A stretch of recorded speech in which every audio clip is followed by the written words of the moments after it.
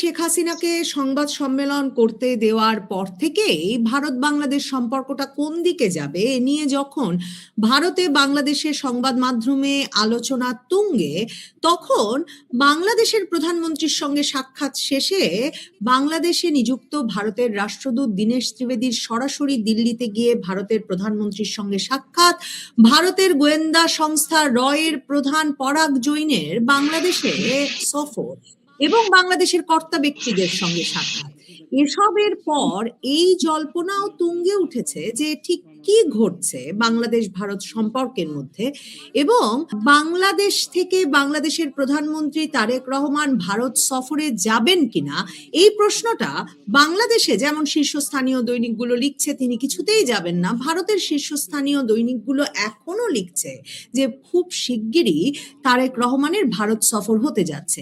এরই মধ্যে কোনো কোনো পত্রিকা একথাও লেখা শুরু করেছে যে সেপ্টেম্বরে ব্রিক্স সম্মেলনের আগেই এই মাসের শেষেই হয়তোবা তারেক রহমানের প্রথম ভারত সফরটি অনুষ্ঠিত হতে পারে।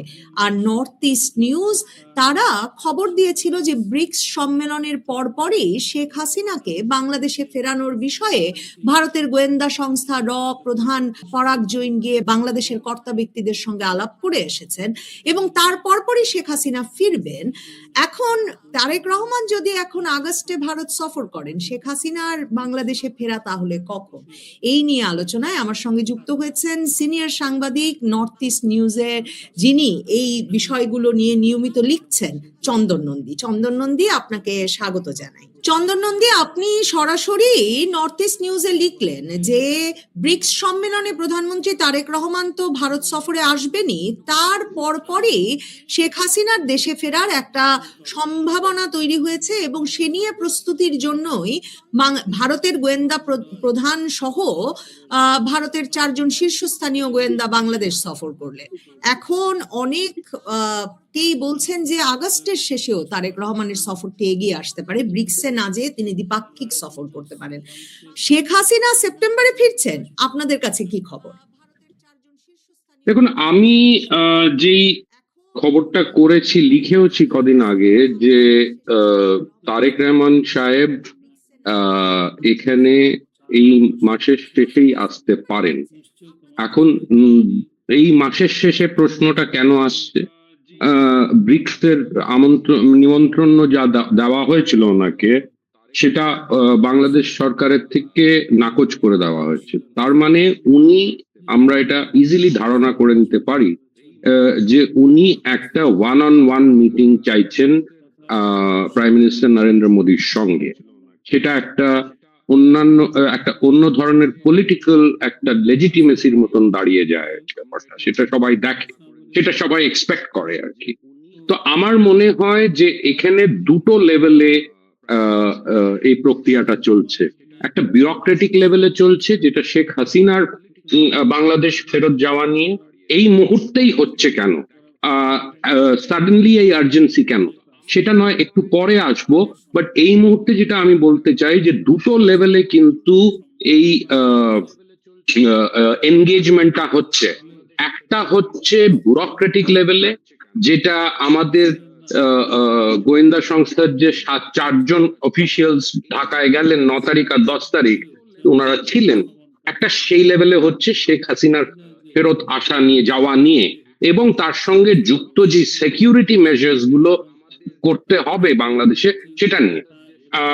আরেকটা হচ্ছে পলিটিক্যাল লেভেলে, যেটা তারেক রহমান সাহেবের পক্ষ থেকে আসছে, যে রিকোয়েস্টটা এসছে, আমার স্ট্রং ধারণা যে ওনার সঙ্গে যে ভারতীয় হাই কমিশনার আছেন ঢাকায়, দীনেশ ত্রিবেদী সাহেব, ওনার সঙ্গে এই আলোচনাটা কিন্তু হয়েছে এবং উনি তড়িঘড়ি একই দিনে, আমার কাছে যে ইনফরমেশন আছে, 3:34 এয়ার ইন্ডিয়ার ফ্লাইটে ওই 4 জন অফিসিয়াল যারা গিয়েছিলেন তারা ফেরত এসছেন দিল্লিতে, ফেরত হলেন, রওনা হলেন দিল্লির দিকে।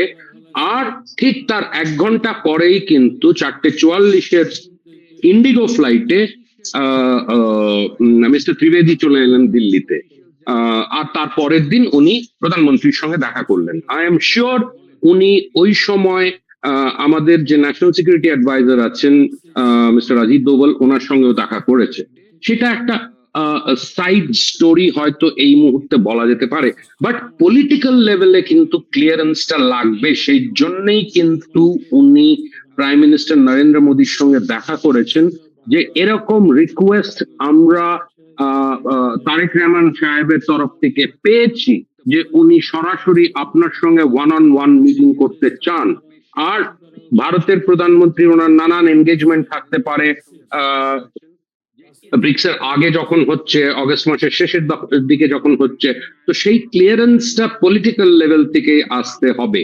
তো এই এই এটার বেসিসেই কিন্তু কথাবার্তা এগোবে। সো এখানে একটা নেগোসিয়েশন হচ্ছে, একটা ডিল মেকিং হচ্ছে, যে তারেক রহমান সাহেব ভারতের প্রধানমন্ত্রীর সঙ্গে ওয়ান অন ওয়ান দেখা করবেন, আর at the same time Tarique Rahman এই কনসেশনটা দিতে তৈরি হচ্ছেন যে শেখ হাসিনা ফিরবেন, আর তার জন্য যে সিকিউরিটি বন্দোবস্ত যেটা লাগবে সেটার জন্য তারা এই চারজন অফিসিয়ালস কে কোনো বাধা দেয়নি আসতে।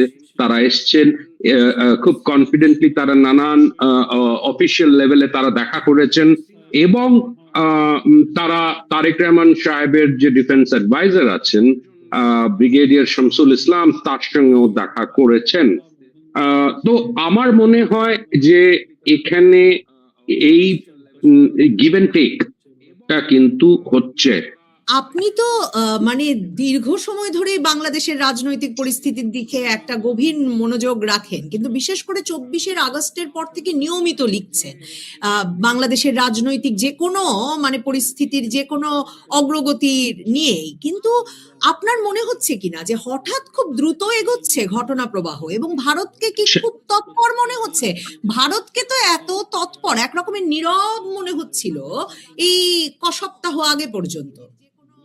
রাইট, তো এখানে নিশ্চয়ই জিওপলিটিক্যাল যে একটা সিচুয়েশন তৈরি হয়েছিল জুলাই আগস্ট 2024 এর যে রেজিম চেঞ্জ হলো, সেই রেজিম চেঞ্জের যে পরিস্থিতি, যে সিচুয়েশন, সেটার থেকে কিন্তু এই 2 বছরের মধ্যে বা তার 2 বছর শেষ হওয়ার নাগাদ এই জায়গাটা আমরা একটা পরিবর্তন দেখতে পাচ্ছি, যেখানে ভারতের তরফ থেকে একটা আড়ষ্ট ভাব ছিল।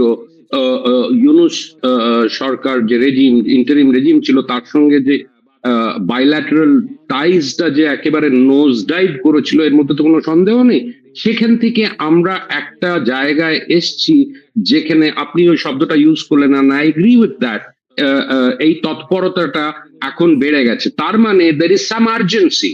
এই আর্জেন্সিটা এর জন্য হয়েছে কেন কিনা বাংলাদেশের তরফ থেকে যাই বলা হোক, যেই স্ট্রং ল্যাঙ্গুয়েজ ইউজ করেছে বাংলাদেশের পররাষ্ট্রমন্ত্রী, যে আমরা এটা করতে দেব, শেখ হাসিনা উনি হচ্ছেন দণ্ডপ্রাপ্ত আসামি, ওনাকে ফেরত আনবো, তাকে সাজা পেতে হবে। তো এই যে স্ট্রং ল্যাঙ্গুয়েজটা, এটা হচ্ছে ডোমেস্টিক কনজামশনের জন্য, কিন্তু তার তলে তলে তার সাইডে একটা ডিপ্লোম্যাটিক লেভেলে কথাবার্তাও চলছে। তো সেটারই আউটকাম আমরা দেখতে পাচ্ছি, যে এই গোয়েন্দা টিম যে গেল, এটা সবই অ্যারেঞ্জ ছিল, অর্গানাইজ ছিল। এই নয় যে তাদের পারমিশন নিতে হয়েছে আসতে, তারা এসেছে, তারা জানে, তারা অলরেডি কনভে করে দিয়েছে বাংলাদেশের অথরিটিসদের যে শেখ হাসিনা অমুক সময় ফিরবে, তার জন্য কি কি সিকিউরিটি বন্দোবস্ত করতে হবে। কেন কিনা বাংলাদেশের যে পলিটিক্যাল পরিস্থিতি, শেখ হাসিনা ফেরত গেলে আমি বলবো এক ধরনের একটা ছোট্টখাট্ট পলিটিক্যাল আর্থকোয়েকের মতন হতে পারে।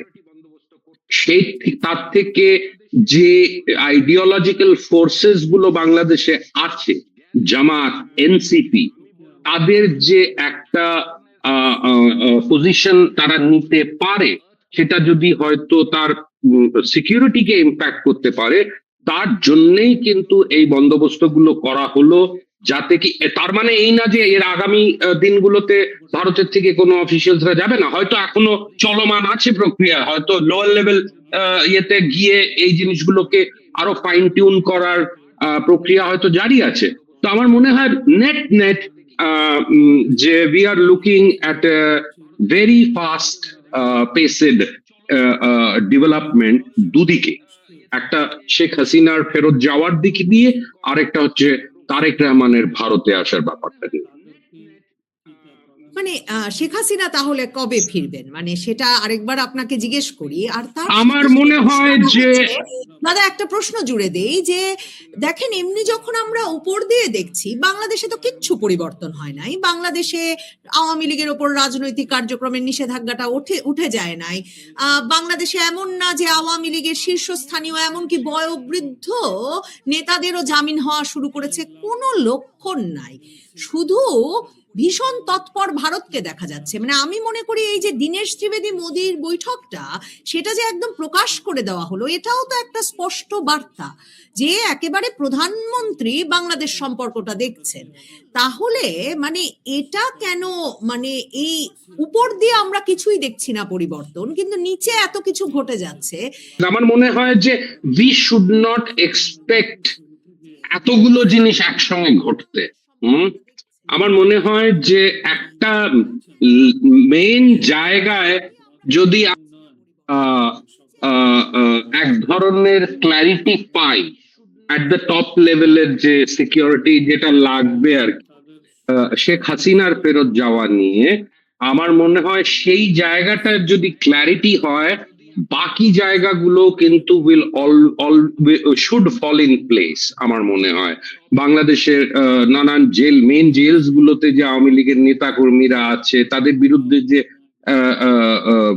মানে কেসেস লজ করা হয়েছে, তারপরে এই যে এক ধরনের পলিটিক্যাল ভায়োলেন্স চলছে, law and order situation is not good, সেই জায়গাগুলোকে আমরা এক্সপেক্ট করব অন্তত একটা ম্যানেজেবল লেভেলে যেতে। সেখানে বাংলাদেশের যে অ্যাডমিনিস্ট্রেশন আছে, police administration, civil administration, maybe even army, তাদের হয়তো একটা রোল প্লে করতে হতে পারে এই ল অ্যান্ড অর্ডার সিচুয়েশনটা, যেটা একটা নোজ ডাইভ করেছিল, সেটাকে একটা ম্যানেজেবল জায়গায় আনতে। কেন কিনা একটা ইনক্লুসিভ পলিটিক্স কিন্তু শুধু একটা পার্টির ওপর থেকে ব্যান তুলে দেওয়া এবং তাকে তার ফেরত আসা সেখানেই সীমিত থাকে না। আমার মনে হয় পলিটিক্যাল অ্যাটমসফিয়ার একটা তৈরি করতে হলে এক ধরনের ভায়োলেন্স কমতে হবে, এক ধরনের চেষ্টা করতে হবে বাংলাদেশের অ্যাডমিনিস্ট্রেশনকে, তাদের পুলিশ অ্যাডমিনিস্ট্রেশনটাকে স্ট্রেংথেন করতে হবে, এবং দেখতে হবে that there is no loss of life and limb and property, যেটা বাংলাদেশে খুব র্যাম্পেন্ট এখন চলমান। তো এই জিনিসগুলো হয়তো সময় লাগবে, আর সেখানেই আর কি আমার মনে হয় তারেক রহমান সাহেব যেটা 6 মাসের মধ্যে করতে পারেননি, সেটা ওনাকে আপ্রাণ চেষ্টা করে হয়তো সেই জায়গাটা আনতে হবে। কেন কিনা ওনাকেও কিন্তু জবাবদেহি হতে হবে বাংলাদেশের মানুষের সামনে, যে আমি কি এখন অব্দি ল অ্যান্ড অর্ডার সিচুয়েশন, যেটা একটা বেসিক রিকোয়ারমেন্ট, সেটা কি আমি ফুলফিল করতে পেরেছি। পলিটিক্যাল ইনস্টেবিলিটি, মানে একটা আনসার্টেনটি যেটা চলছে, সেটা হয়তো কিছুটা রিজলভ হতে পারে যেই মাত্র আওয়ামী লীগের ওপর থেকে ব্যানটা তোলা হবে এবং তাকে এক ধরনের প্যাসেজ দেওয়া হবে, যাতে কি তারা পলিটিক্যাল প্রক্রিয়ার মধ্যে আবার ফিরে আসতে পারে। সো নেট অনেকটাই ডিপেন্ড করছে কিভাবে তারেক রহমান সাহেব এই জিনিসটাকে অ্যাপ্রোচ করবে। আমরা এটাও এক্সপেক্ট করতে পারি ইমিডিয়েটলি হবে না, কেন কিনা আমরা জানি যে প্রেসিডেন্সিয়াল ইলেকশন হওয়ার পরই একটা ক্যাবিনেট রিশাফল হতে পারে। এখন যে মন্ত্রী হোমের চার্জে আছেন সে হয়তো নাও থাকতে পারে, বা অন্যান্য ক্রিটিক্যাল মিনিস্ট্রিজ যেগুলো এই প্রক্রিয়ার সঙ্গে জড়িত থাকবে তারাও হয়তো না থাকতে পারে।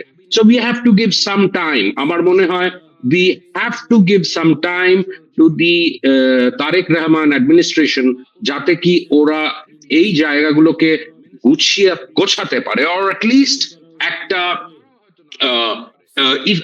এক ধরনের সিরিয়াস অ্যাটেম্প্ট নিতে পারে, যাতে কি তারা পরিস্থিতিটাকে মোটামুটি নর্মালসির দিকে আনতে পারে আর কি।